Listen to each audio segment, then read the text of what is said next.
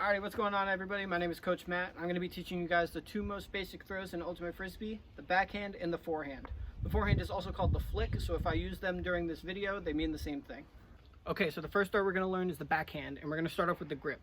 What you're going to do, you're going to take your four main fingers, put them on the inside rim of the disc, and you're going to curl your knuckles in.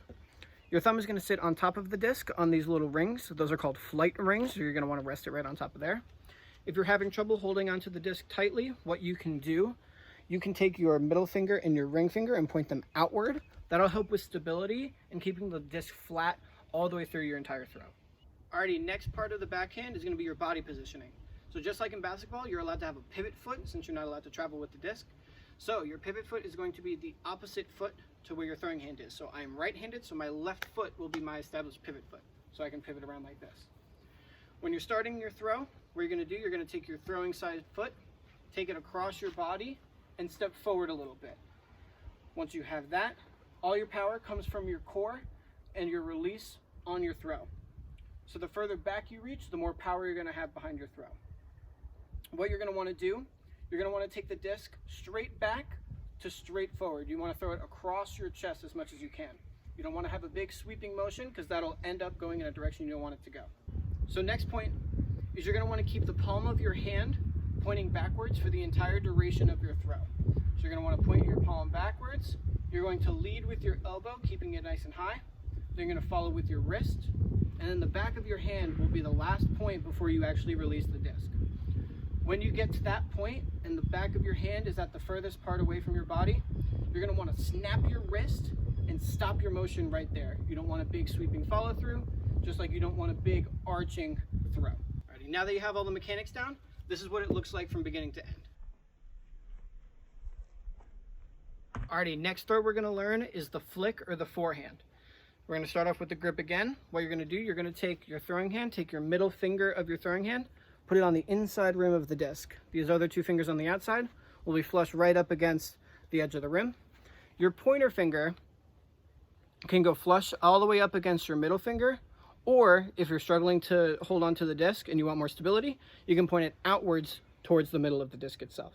Alrighty, now that you have the grip down, what you're going to do, you're going to set your feet. You're going to establish your pivot foot opposite to your throwing hand. Again, mine is my left. And the first step is going to be moving your foot out to the side and forward a little bit, just like you would for the backhand. So you're going to step to the side and forward a little bit. All the power comes from your core, just like the last time. And what you're going to do, you're going to reach back and you're going to lead through your entire motion with your elbow.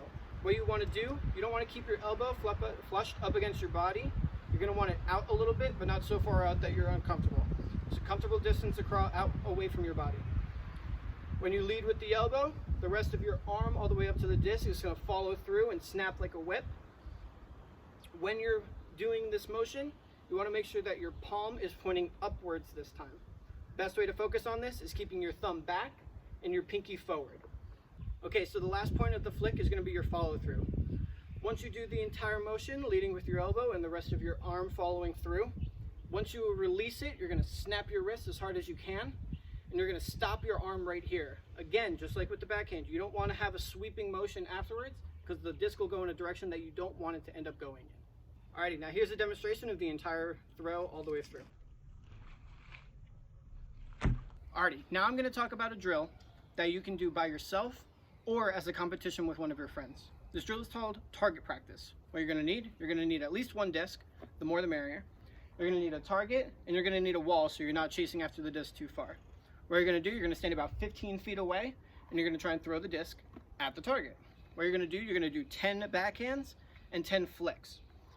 You're going to do that set 3 times, so that's 60 total throws. Yes, it may be a lot, but the repetition will help you in the long run. Now, if you're just starting out, what you can do to make this drill a bit easier, you can stand closer to the target or you can make the target bigger. But if you're more experienced, what you can do is the exact opposite. You can stand farther away, make the target smaller, or make it more specific. Alright, so now I'm going to demonstrate this drill. I'm going to be doing a more experienced version of this, so I'm about 40 feet away, and I'm looking to throw my disc into that blue bucket over there. So I'm going to do 2 backhands and 2 flicks, see how it goes.